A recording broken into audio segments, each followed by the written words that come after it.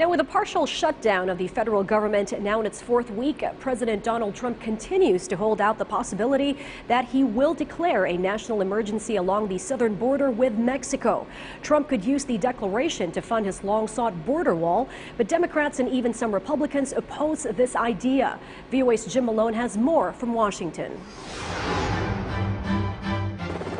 President Trump at the southern border seeking to deliver on his central campaign promise of a border wall with Mexico. But with Democrats in Congress firmly opposed to the wall, Trump continues to consider declaring a national emergency to fund it.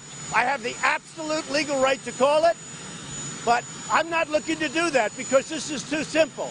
The Democrats should say we want border security, we have to build a wall, otherwise you can't have border security, and we should get on with our lives. Some Republicans believe that may be a way out of the government shutdown, including Senator Lindsey Graham. Seems to me the only way left is for him to exercise that authority. I don't see any action in the Congress. The House will be in order. Yet Democrats oppose an emergency declaration, including Maryland Congressman Anthony Brown. The use of these authorities, like the deployment of our troops to the border, is irresponsible, unnecessary, and misguided. Mr. Speaker, we don't have a crisis on the border. We have a crisis in the Oval Office. Presidents generally have a lot of leeway to declare a national emergency, says analyst John Hudak. The president has a fairly broad power to declare a national emergency.